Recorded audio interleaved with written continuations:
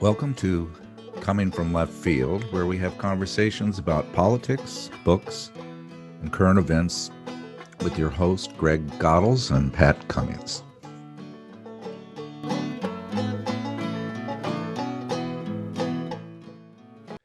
At the beginning of the year, Zoran Madani was sworn in as mayor of New York City on a platform of affordable housing, raising the minimum wage, increasing taxes on millionaires and corporations, and expanding free public transportation. And how was the new mayor portrayed by certain politicians and the media? Donald Trump called him a 100% communist lunatic. A Fox News commentator described him as a Marxist-Islamicist. Conservative podcast host Nick Sorter expressed he is even further left than Bernie Sanders, a full communist. Capitalists have used the red-baiting playbook before to divide workers, discredit reforms, and justify repression. Does this dog still hunt? Let's discuss. Well, warm greetings. We are really pleased to have a new guest, AJ Horn. Welcome to our podcast, Coming from Left Field, AJ. You're in Michigan right now, and Greg is in Pittsburgh. Are you guys all snowed in? I am. Well, Greg, you are too, right? I am indeed. Yeah. Well, it's a Cold beautiful too, day. very cold. It's a beautiful day here in the Northwest. I went for a walk in my required flannel shirt. They stop you if you don't wear flannel here when you're out walking. So anyway, welcome to our podcast. I need to tell people why you're on our podcast. We know that we lost a hero of all of ours, which was Michael Parenti, and I came across your eulogy or your piece on Michael in, I think, a Substack. I sent it to Greg, and Greg said, "Who is this guy? This is a great piece of writing. This is really well done." Because Greg writes for Marxist-Leninist today, and he has his own blog, and he wrote a piece on Michael Parenti too, similar, but maybe a little different spin than yours.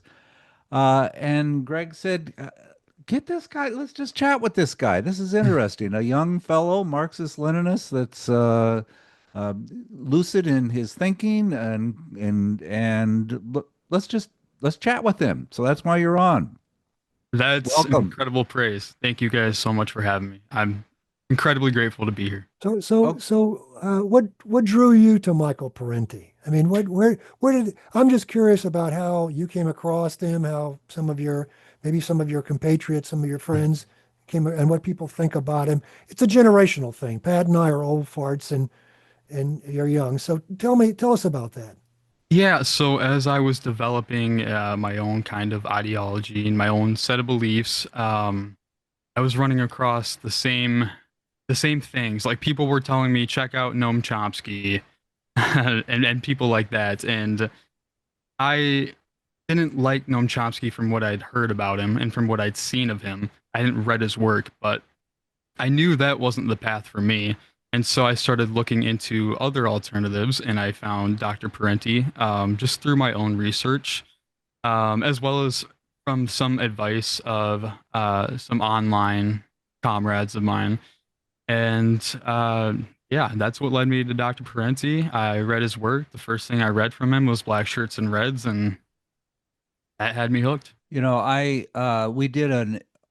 forget when we did this, Greg, but we had Eddie from Midwest Marx on, and we reviewed the book.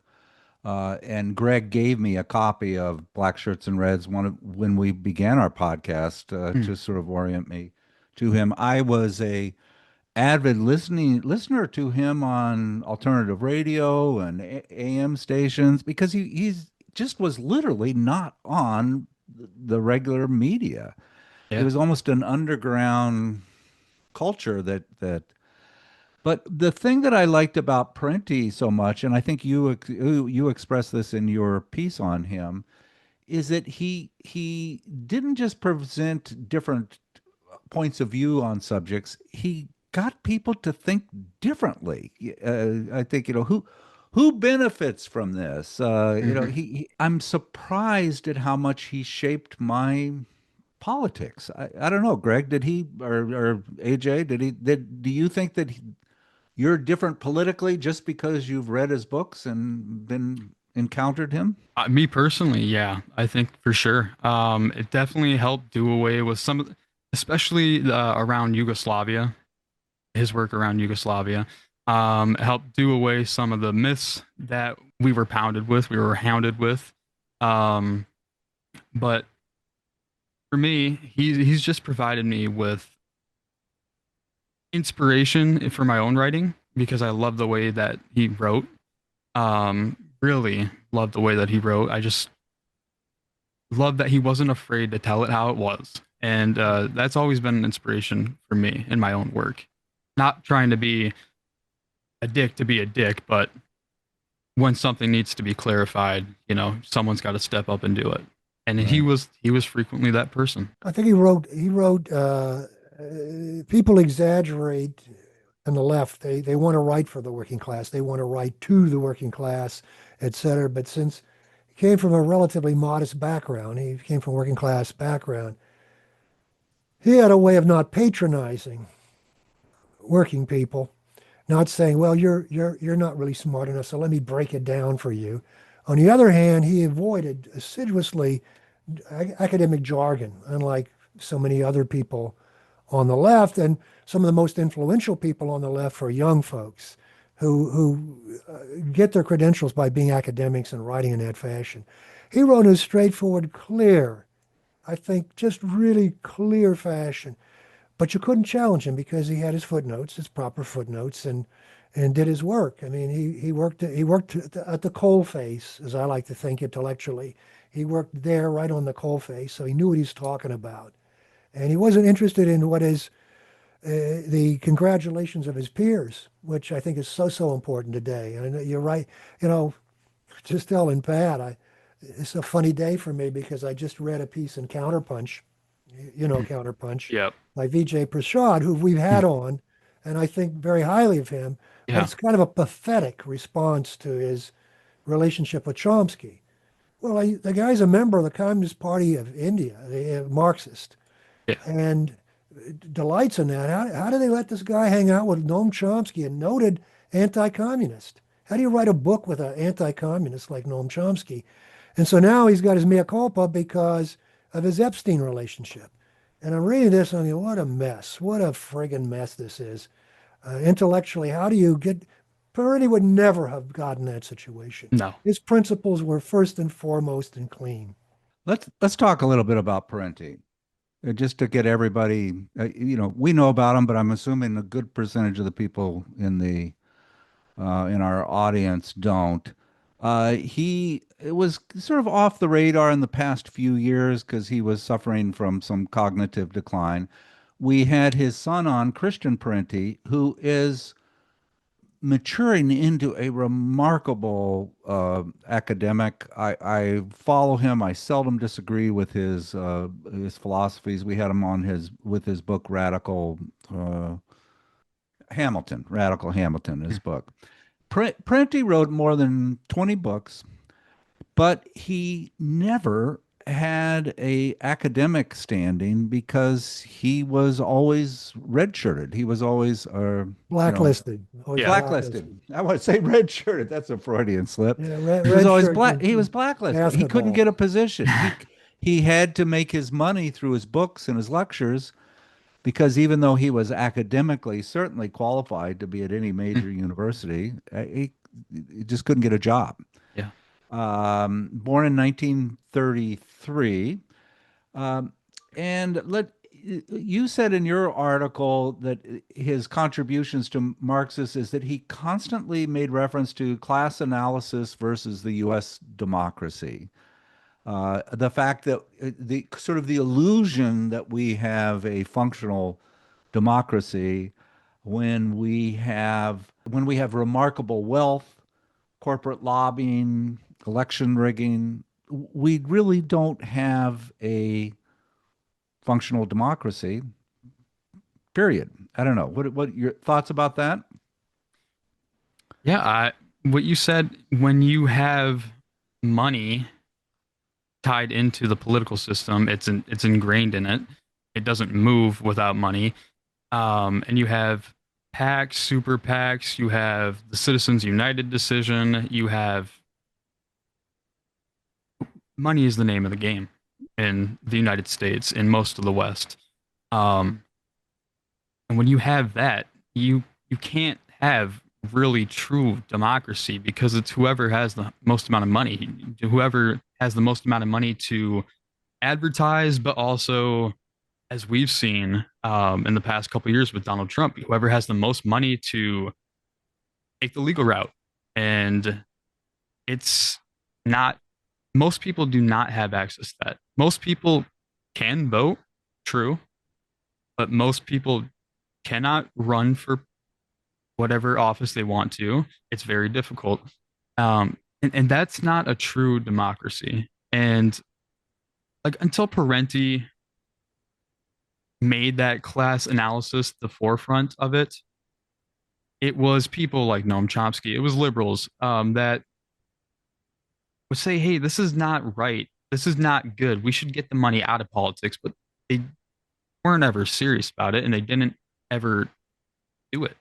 Part of my job when I was working, before being a famous podcaster in my retirement, but I did research evaluation work for school districts, and I was always working with statistics. I think let me just give you paint a little picture of what we mean by money. We have Elon Musk, who is worth 800 billion dollars. He probably will be our first trillionaire.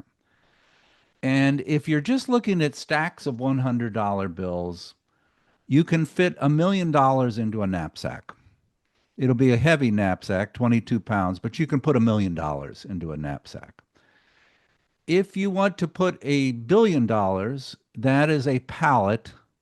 If you a standard wood pallet stacked with $100 bills, $1 billion will go up 5 feet tall. That's $1 billion. Now we're looking at Elon Musk. $1 trillion is pallets completely filling a football field 13 feet high. So when you're looking at that kind of wealth, I mean, we're thinking, oh, you're a millionaire, you're a billionaire. When we're getting into the trillion range, you can see that the disproportionality of wealth is completely incompatible with democracy as we know it. And it's happening right in front of us. I don't know. Any thoughts about that? Well, with Musk, you have so much wealth there that he is immune to the law. He can break whatever law he wants, and he breaks laws all the time. And he receives no punishment for it. When you get to that level of wealth, the Zuckerbergs, the Bezos, the oligarchs, behind Donald Trump at the inauguration, the normal rules that apply for everybody else don't apply for you. And that's not a democracy. Any thoughts, Greg? Well, I think Parenti was a Marxist-Leninist. He wasn't a radical Democrat. He wasn't all the things that people can be, a social democrat, what have you. He was a Marxist-Leninist. So at the core of his thinking was the relationship between the working class and the capitalist class. Whether they were trillionaires or billionaires or whatever they were in the history of capitalism, that nexus was always there, and that's what Parenti cared about. And at the heart of that nexus is a thing called exploitation. And what radical Democrats don't understand is that's something that capitalism brings. It's not the superstructure. It's not the way they rule, the fashion in which they rule. You can judge it whichever way you want. But what he wanted people to understand was the nexus was exploitation. The working class was exploited the by the capitalist class. So I think we have to try to explain our world in those terms. We have to see workers working all the time, and the product of their labor going to someone else. So behind when you look at a Musk, you're looking at a person who's not engaged in building spacecraft, not engaged in building Teslas, not engaged in any of the other activities. He just gets up in the morning and looks at the stock market results and goes to meetings and scratches his head and collects the money at the end of the day. And so I think that's what Parenti would be saying about a Musk or about and of course, the proof is in the pudding because they work together, they collaborate. When Trump got elected, they all ran to kiss Trump's ring in Mar-a-Lago. The whole crew, the ones that years ago Google we thought was a big liberal kind of new style business where they had dining rooms and they took care of your dogs and cats and walked them and all this other crap. It turns out it's just another sweatshop. It's just another sweatshop. And Amazon is a sweatshop. We all know that now. So that's the kind of social relationship that the Parenti was about. And that's why it didn't work. Because it's one thing to talk about the imperfections of our democracy, the imperfections of our capitalist system, neoliberalism, which is a problem. But to talk about the real heart and soul and of imperialism is capitalism. It's capitalism. It's a system. But my question, though, to you, AJ, because I talk too much and so does Pat, is how did you get here? Did you go down the path that we read about so often between the Democratic Party, then to Bernie, then to DSA, then to Marxist-Leninism, or did you find your way differently? Yeah, my path was a little bit different. My path actually started out in high school, with science fiction books, Huh. being assigned for English class. Assigned 1984 by George Orwell, Brave New World by Aldous Huxley. I read those two books and I didn't think of the future. I thought, oh, this sounds like right now, like today. Like this doesn't seem like it's no longer, it was written as a warning, but it's no longer a warning. It's arrived. And so for that kind of set it off for me. And then from there, I started reading more. I bought the Communist Manifesto, uh, the German ideology. I started off with,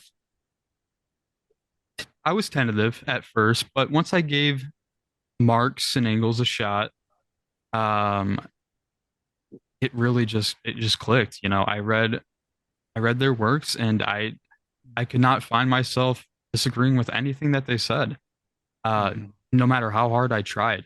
And so from there on, I went to Lenin, and the first thing I read by Lenin was State and Revolution. That's still my favorite book of all time because I've never heard such an accurate description of state power, state capitalist power, and what needs to happen to transform that. And it is the social relations. The social relations need to fundamentally change. Um, and uh, and from there on, I mean, I started reading Stalin, Mao. Um, Gromsky. yes. Hmm. Um, but now I try to read as much as possible, just from everywhere. I don't necessarily stick to a certain, I call them sub ideologies. So I'm not going to only read books by Marxist-Leninists. I'll read books written by Trotskyists, even if I don't agree with Trotskyists, just to see their viewpoint. Mhm. Um, but yeah, that was my path. A little bit different. Hmm. Yeah, Hmm. it's interesting. It's fascinating, actually. It's we read so much about young people coming through that that channel through Bernie and getting dissatisfied with the Democratic Party finally, and so it's more of a political decision to get to this. But yours came really from reading the classics, and it's to me it's fascinating because Orwell, of course, was an anti-communist, was Yes. and so the books were meant and they were promoted to make people think about communism as being bad and creating this kind of world. But you drew a different lesson. Once I read it in 1984, I wasn't thinking about the USSR at all. I was thinking, oh my gosh, this is America. Is it Right. fair to say that your generation, having not heard as much anti-communism because it isn't as necessary today as my generation, that you would read 1984 entirely differently. Is that fair? I would say that's fair. Yeah. I mean, when I read it, they talk about the proletariat in it. I didn't even know what the proletariat was at the time, you know? And if you had heard anti-communist stuff, of course you would know what the proletariat is. And of course, you'd make that connection in your head. But yeah, I would say that's fair. It is a different That's read. fascinating. That's really fascinating. I thought of that. What are your Well, friends reading? What are your friends? What are they read? Are they amenable to your views, or have you met resistance? It's a little bit of both. My friends, a lot of my friends like Peter Kropotkin, Mhm. more on the anarchist kind of side, and I, I I have long conversations with them, and slowly I'm winning them over my viewpoint. let's go stay back on track. Your article on Parenti. The other thing that you said in your article, and Greg too, is the Marxist theory of media and ideology that the structurally the power brokers control the media, control the message. 1984. The whole history of red baiting is part of this. In my introduction, I had a little thing about the new president, the new mayor of New York, who really is, if you polled his ideas across the United States, they'd probably be 70% of the people agree with his affordable housing, increasing the minimum wage, taxing millionaires, free public transportation. I mean, this isn't like, spaceship crazy stuff. Oh, Donald Trump called him 100% communist lunatic. Fox News commentator described him as a Marxist Islamicist. That's a good mix. Conservative Nick Sorter expressed him as even further left than Bernie Sanders, a full communist. This kind of red baiting, painting people with this broad brush of the new Red Scare, um, is has worked in the past. Is it gonna work in the future? I don't think so. No. In my generation, from what I've seen, people are just we we're very progressive, most of us. And of course you have young conservatives and young, even further than that, young fascists. Mhm. But for the most part, you have people liberal or left on the young side, on my generation's side. And so as long as we don't let the young liberals buy into that and then start reproducing that, I don't think we'll see that very much longer in the future, Mhm. or with my generation. Greg, what do you say? I mean, you didn't go through the first Red Scare. By the way, AJ, you wrote a great article called "The New Red Scare" that I'll link to in this podcast. But the first Red Scare, 1917, 1920. You definitely went through the second Red Scare, Greg, with McCarthyism. Have they just sort of shot their wad? Have they just gone back to the well too much? Do you think this is still going to have an effect? Or I don't know. What are No, your thoughts, Greg? I think AJ's right. I mean, opinion polls certainly reflect what AJ just said about young people, 18 to 34. I was shocked not so much by seeing once again that something like 57% of all people in that age group have a favorable view of socialism. That didn't shock me so much. I've been hearing that. What did shock me about a recent poll is that 37% of them had a favorable view of communism. And Hmm. that I thought was really a turning point Mm-hmm. because I grew up in I politically grew up in the 60s, late 60s for me. but the left at that time was intimidated, in spite of what you may have read about the Black Panthers. Well, it's not so much the Black Panthers; they were pretty good. They weren't afraid of Marxism, Leninism, but most of the new left No left. were Yeah, the were Herbert radically Marcuse. afraid of. Yes, that in spite of what you may hear, they weren't. They were. SDS was founded around radical democracy because they could not deal with the red baiting. They still had the stigma of communism in their mind, and they were largely upper middle class kids. Yeah. So that loomed over that period. And so red baiting was still there. And I encountered it when I got close to the Communist Party in the early 70s. I remember going to a university and asking uh, someone to participate in a demonstration in North Carolina for the Wilmington 10 as Mm. an academic, a professor. And I was in graduate school at the time. And he said, "Are you a communist?" I mean, the first thing out of his mouth, I was struck. And that's what drew me to the Communist Party, by the way, because I'm in a situation where I wasn't in the Communist Party. I wasn't a communist. And I had two answers I could give. I could say, "No, I'm not." And then I would have succumbed to red baiting. And I would have felt guilty the rest of my effing life. Or I could have said I was, but I wasn't. So it was a catch-22. And that drew me even closer to the Communist Party because this guy had left me no option. He'd forced me into facing a reality of red baiting. And that lingered on. And, I'm very proud, and I've written about it, to have two FBI numbers attached to my name. And I think that's what you should strive for. If you're really a communist or Marxist-Leninist, that's your measuring stick, not some other liberal measuring stick. Get the FBI, get on the FBI's list, and then you can say something about your radicalism. But yeah, yeah, You get it's on an ice list. That's probably easy. Yeah, that'll be but easy but to do. but what I'd say about today is what's refreshing is that so many people your age aren't afraid to say they're Marxist, Leninist, or communist. In fact, they're competing with each other. What I find disappointing is that they have no grounding, no history. They never were in the Communist Party. They haven't met people that were in the Communist Party in the old True. days. Hmm. I had the good luck in 1971 and 72 to meet workers who had been through workers, not academics or intellectuals, but workers who'd been through the McCarthy era and lost their jobs, lost their families, in Pittsburgh in particular. That's where I went to graduate school.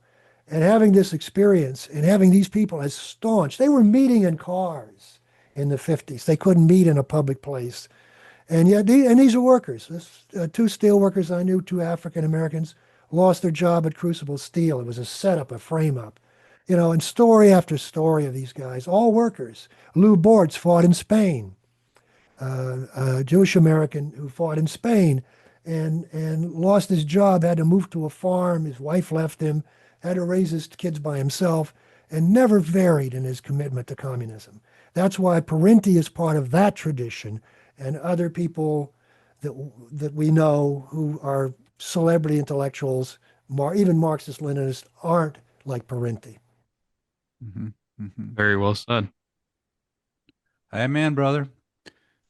Let's go back to another thing that I found through your writings is how clear you are that when you're looking at various problems, hardly anybody traces it back to class and capitalism being the major reason for the conflict.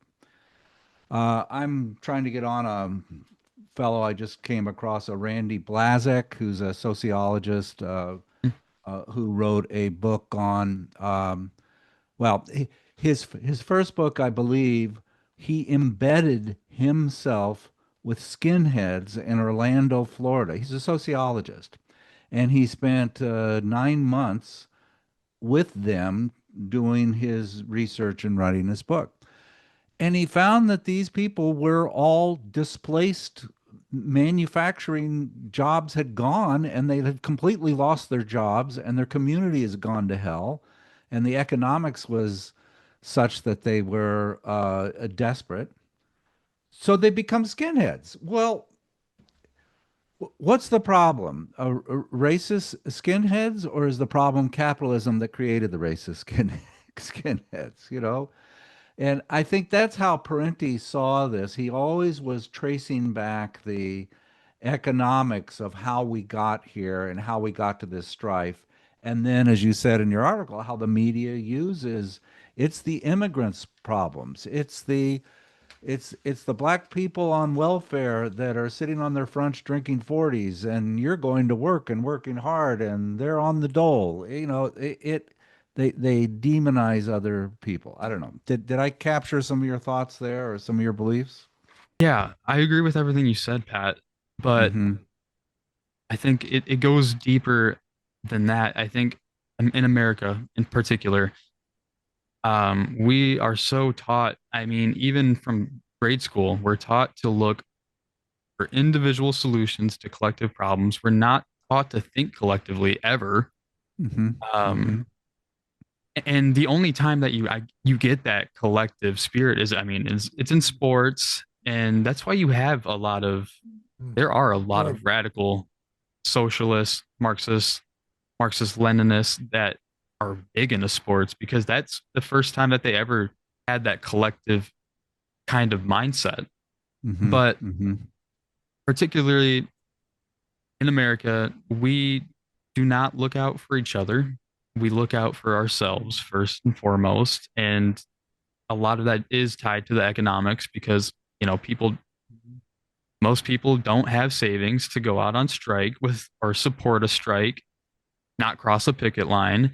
Um, and so we're kind of forced into individual problem solving for when a great deal of our problems are collective.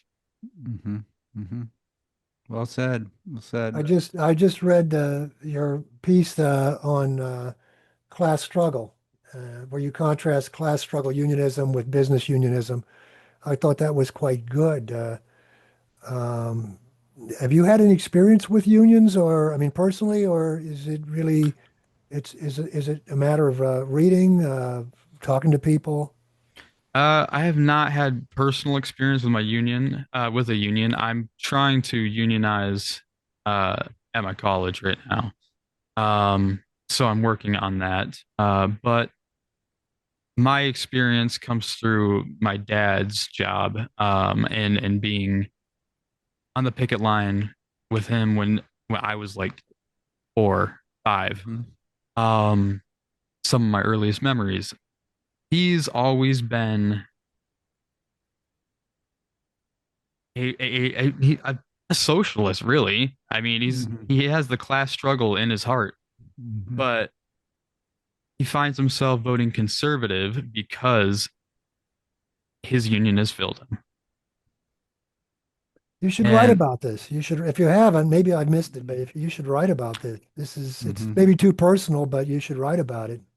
I think I will. I mean, they're going through a really rough internal dispute right now, and so I'm helping him out. It's made me past couple weeks since he told me about this. I've been really trying my best to uh, Red State. What is that one? Red State Revolt by Eric Blanc. Okay, I don't know that one. It's a good one. It's about the 2018 teachers or educator walkouts in Arizona, Oklahoma, and West Virginia. Oklahoma, that's right. They were surprisingly pretty powerful in all of this. Yeah, Yeah, yeah. yeah, Yeah. that was good. And then you got Stoughton Lynn's Labor Law for the Rank and Filer. That's a good one.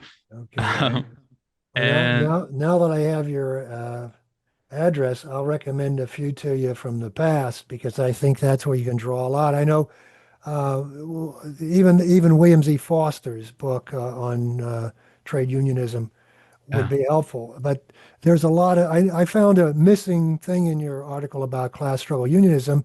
Not a bad thing. It was just that when you talked about the CIO, there wasn't a lot there. There was more about IWW and pre-war. But that era is a very rich area.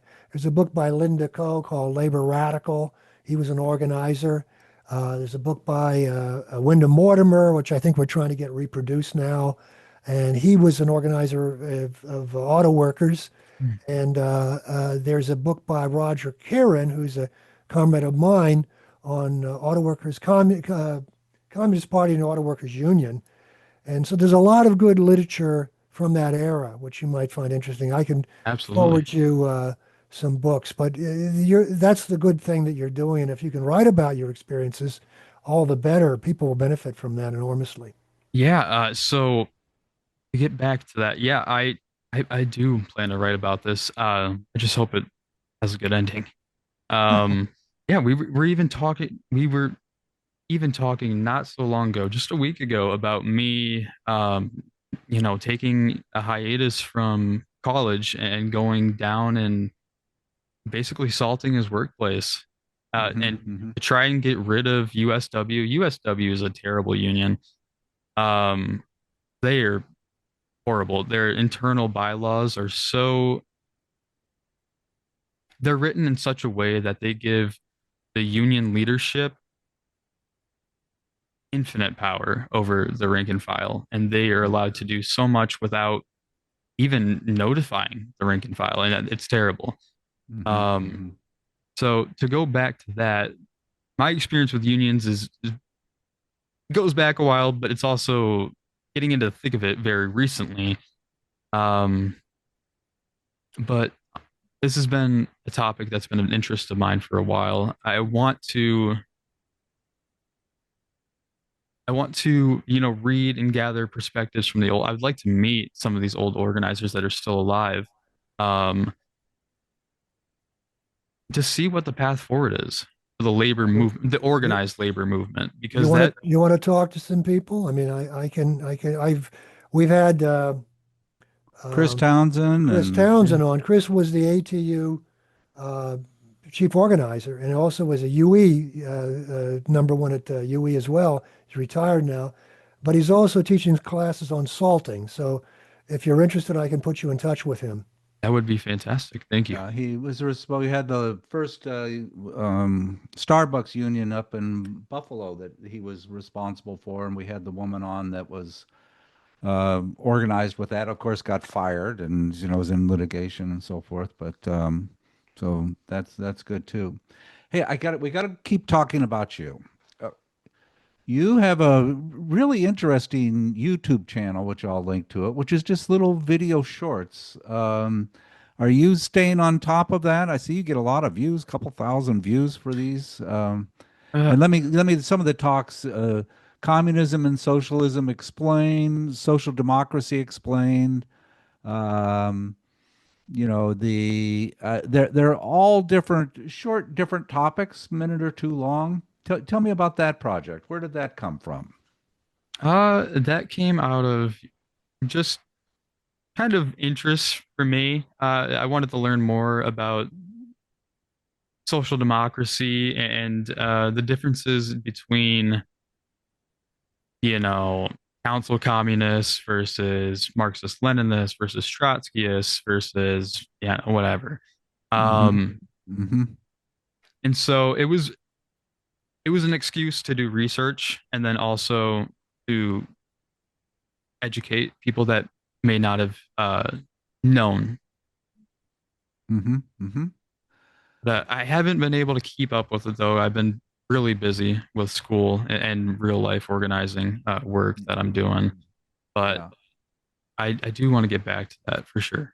Your Substack. That's how Greg and I first found you. And you're prolific. You write a lot. Some of your topics on, well, you did Gramsci, Blackshirts and Reds, what Marxism can and cannot do, the New Red Scare, the Department of Homeland Stagnation. I thought that was fantastic. Thank you. How, tell me about this. Are these articles for school, or is it just you read and formalize your thoughts? Do you get any collaboration with other friends that help you with these? Tell me about your articles. They're so well written, man. So well Thank you. done. Everything on there is it's independent. It's just my own work, my own thoughts. But I also try to take from what I've read, or what I've learned from other people. But I kind of started it just to, as the title, simplify socialism for people, Mm-hmm. and Mm-hmm.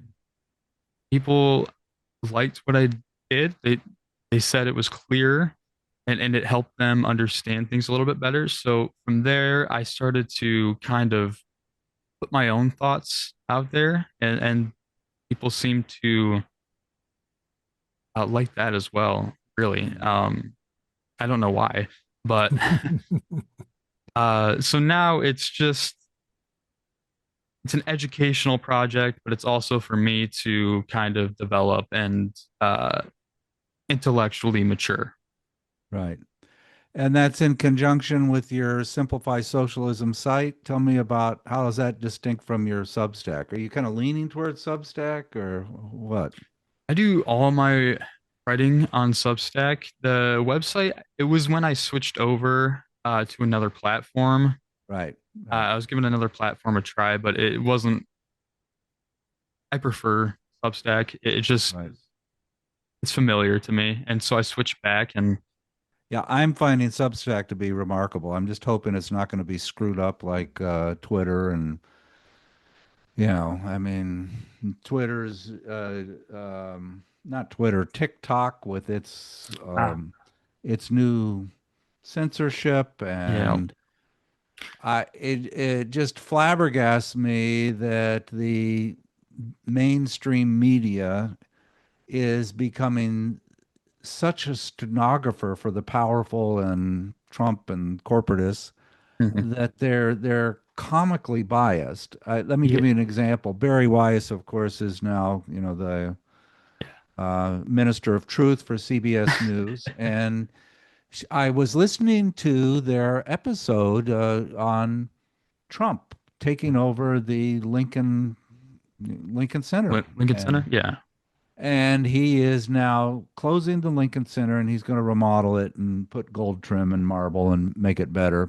And in the segment on that, they made two mentions of one, the opera found a different place to perform, and then a jazz musician said that he didn't want to perform there.